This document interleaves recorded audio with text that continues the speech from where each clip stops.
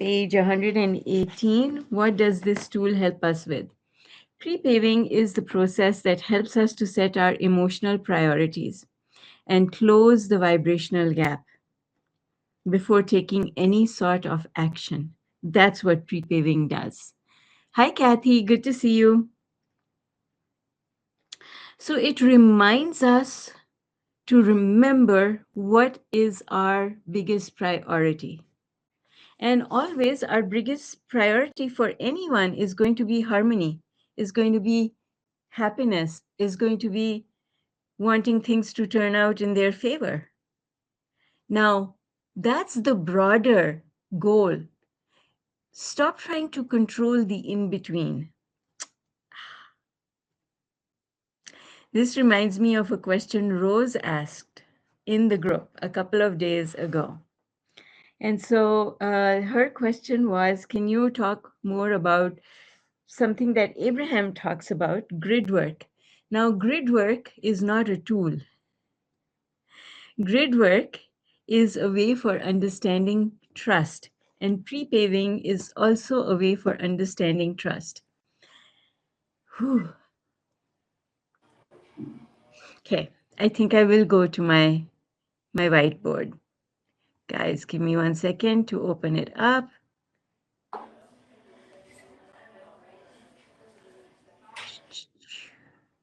Okay. Here we go. Okay, this is really fun because it kind of, what I'm going to explain to you about prepaving incorporates what Rose wanted to know more about, which is grid work. So what Abraham has said on many occasions, is that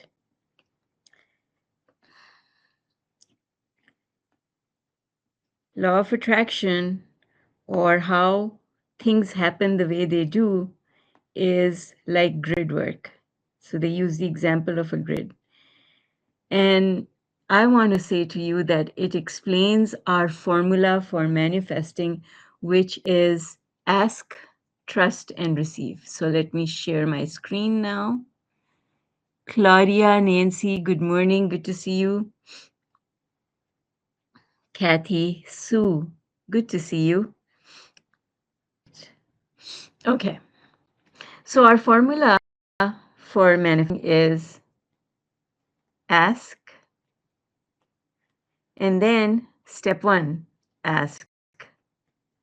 Step 2, trust. Step 3, receive. Receiving happens automatically if you trust. But going from asking to trust is not automatic. And because we have been such good children and we were taught to pray, praying is about asking. So we keep asking, thinking that the more we ask, then the more we will cajole the universe into giving us what we want. That's not how it works. And so, ask, trust, receive. Prepaving puts us in the trust mode. That is why it is such a powerful exercise. Prepaving puts us into the trust mode, because what happens with prepaving is we ask to feel the emotion we want to feel. And what is the emotion we want to feel? Well, I want to feel confident that what I want is going to happen. And prepaving requires us to state what we want in the terms of emotion. So let's say that my goal is I'm going into an interview to get a job, okay? So interview, and the goal is to get the job. Now I have to ask myself, how do I want to feel in the interview? And then how do I want to feel, or how will I feel when I actually get the job offer? So in the interview, how I want to feel is confident. And then when I get the offer for the job, I want to feel happy. So now what we do is we make these emotions our goal. And that's what prepaving is all about. Prepaving says, I'm going to ask in terms of emotion that I want to feel. So we are asking, but we are asking to feel the emotion that we want to feel. And so what happens, therefore, is our focus. Our focus, therefore, is on the emotion. And these emotions, the emotion of being happy and confident, where are they on the emotional scale? They are high on the emotional scale. So what happens is our focus shifts and we go high on the emotional scale. Because if I notice myself not feeling confident, then I say, how do I want to feel? I want to feel confident. And then we conjure up the emotion, the feeling, before going into taking action, which is the interview. And then we say to ourselves, as long as I can do this, as long as I can be high on the emotional scale, as long as I can do this, then the thing that I want will happen one way or another. Even if I don't get this particular job, it's going to move me forward in my job hunt process. And so what happens is thinking that way leads to trust.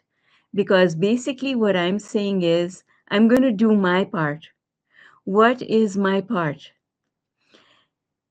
Focusing on what I control. What I control, I'm going to take action on and I'm going to do. And what I don't control, I'm going to leave up to the universe. That's that's the description of trust. Not trying to control what I don't control, leaving that alone. That is the description of trust. So what prepaving does is that it puts us in a place of trust. It helps us to differentiate what we control and what we don't control and do the thing that we control. I control how I feel about anything at all. That is under my control. So I'm focused on things that I control. What do I not control? I don't control the other person's reaction. That I'm going to leave over to the universe. So that brings us to trust. And the combination of trusting, us doing what we control, and us trusting the universe automatically leads into what? Receiving. And so this is why prepaving is such a powerful process. Now I want to take this one step further to show you how these two are connected. Prepaving is something Abraham teaches us. Grid work is also something that Abraham talks about. So what is a grid? A grid kind of looks like the page I'm drawing on is a grid, but a grid kind of looks like this. And Abraham says, what you want are these pillars or these lines in the grid. What you want, you've already defined through these lines. It is not your job to figure out how the universe what are the specific things that will happen to allow this grid to fill in.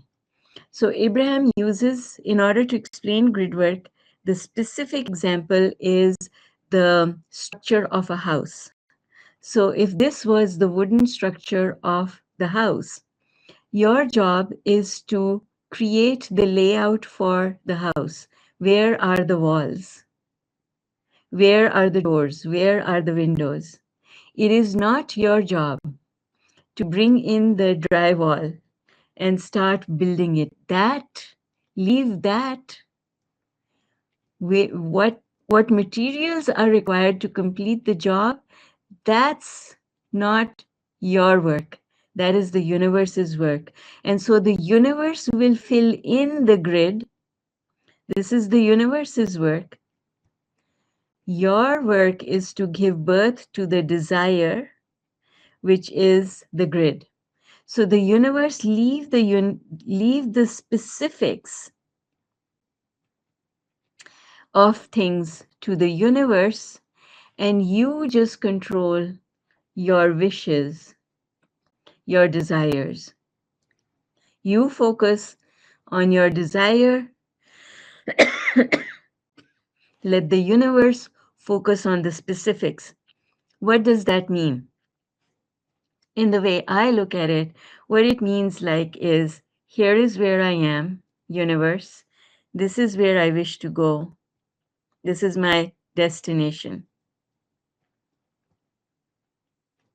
Now, you, universe, are my GPS, and you're going to plot the route.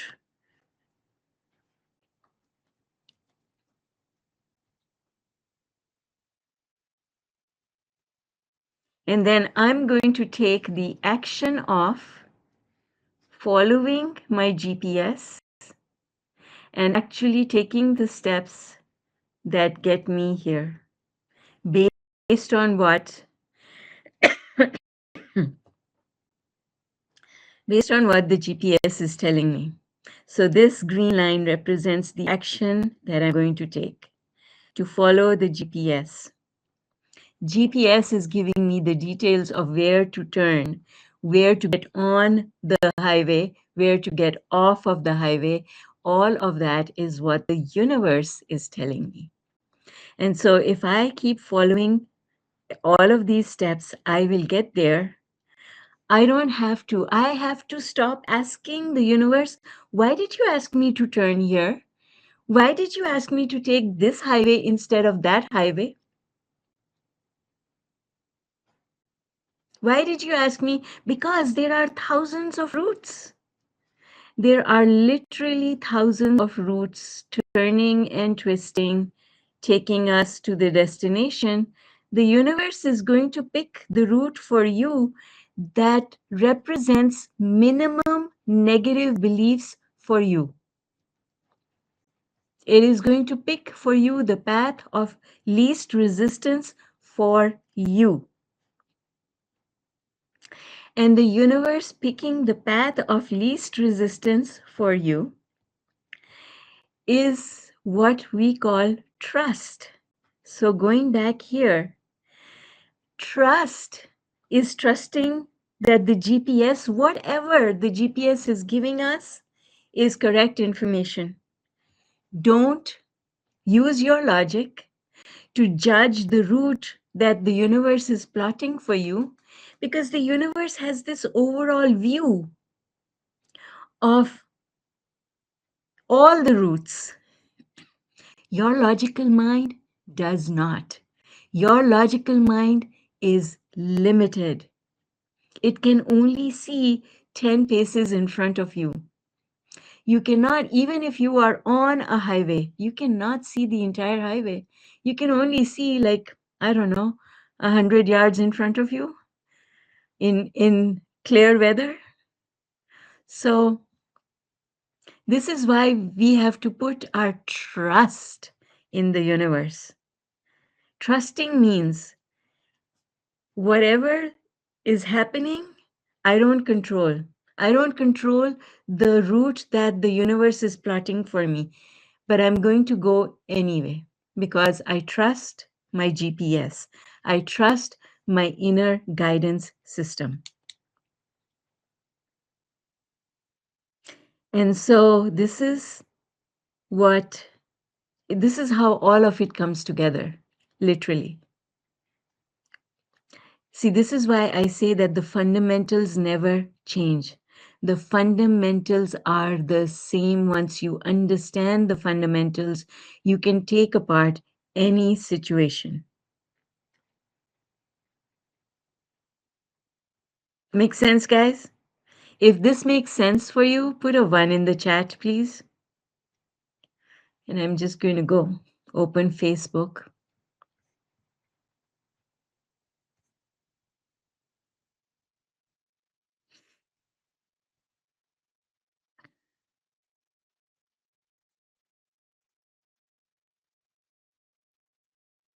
Thank you, Claudia, for uh, putting a summary in the chat. Thank you. Cheryl, I see your 1 in the chat. Janet, Samuel, Sue, Deborah, thank you. All right. I'm glad that that makes sense. Now, my question to you is, how are you going to use this information? Janet, how are you going to use this information? How are you going to put it into action? Nancy, Claudia, thank you for your ones.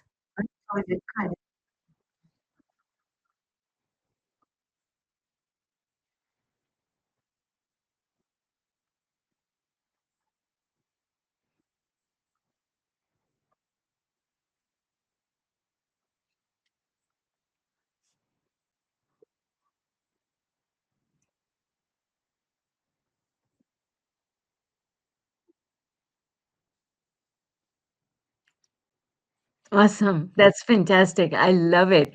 Thank you for sharing. Deborah, how are you going to use this information?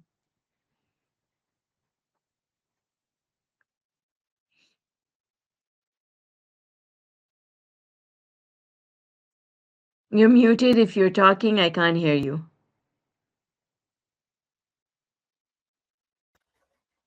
I think I'm sold on practicing pre-paving much more so that I can clearly identify what I want to feel and then trusting that what I need will follow. Exactly. Identify how you want to feel. Feeling is the most important thing. All right. Awesome. Samuel is saying, I am going to trust and prepare the emotional grid more by thinking more positive feeling thoughts. Awesome. Well, that's what it is.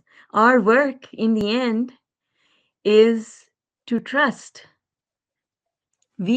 Our work is to find alignment and then trust that everything is going to fall into place. Why? Because I am in alignment.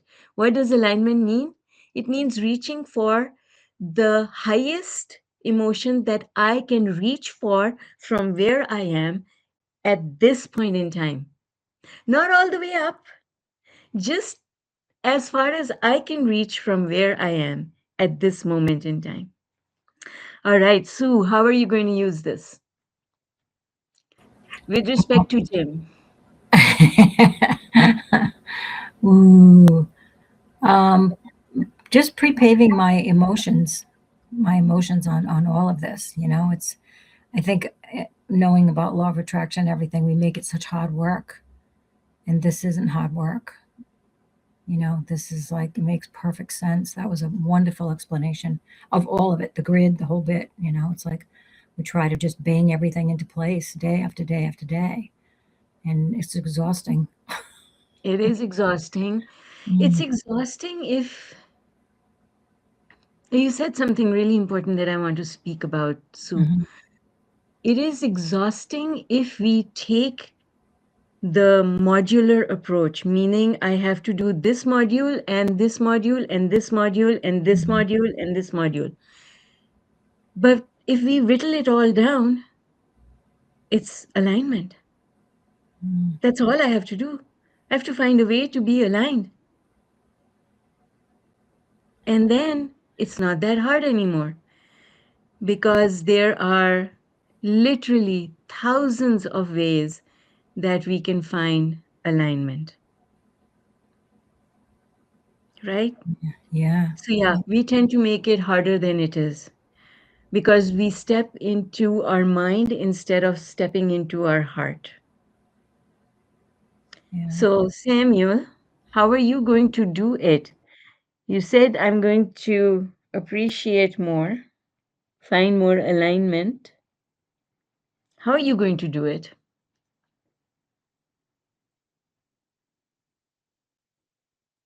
I can't if you're talking, I can't hear you. Yes, Deborah, we do overcomplicate. We do. It's not supposed to be complicated at all. Babies are supposed to know how to do it. Literally, like I was thinking about this yesterday actually, that Abraham says law of attraction is like gravity. You're supposed to know how to use it. Did you go to school to be taught how to use gravity? You know gravity is consistent, right? Law of attraction is consistent. You are you are supposed to intuitively know how it works, just like gravity. What happens is we don't we don't second guess gravity. We don't stand at open the door and stand in front of our door or window and ask ourselves 10,000 questions about what will happen if I take one step outside my door. Will I fly? Will I fall? Will the floor hold me? We don't do that. We open the door and we go. But when it comes to making a decision, that's exactly what we do. We stand at the door and we ask 10,000 questions instead of feeling. Well, Deborah, that's why you're here. I attract all those people who are thinkers because this is my journey. I can only teach those people whose journey is similar to mine because I have relevant experiences to share with you. I have relevant examples to give you because I understand what you are going through because I was there. Okay, awesome. What a fantastic discussion. Morona, how are you going to use this information, love? Are you able to unmute? Because just now you're muted.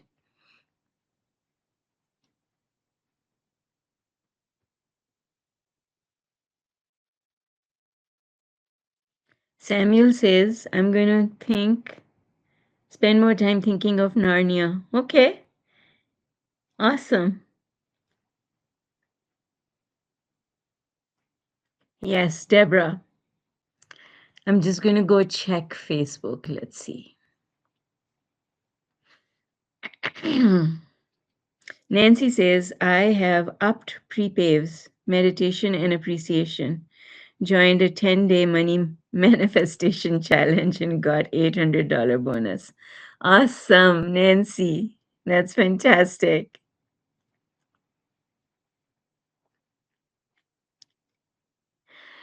Claudia says pre-paving will no longer be like going through the motions. It will not be a tool any longer. It will focus me on my alignment.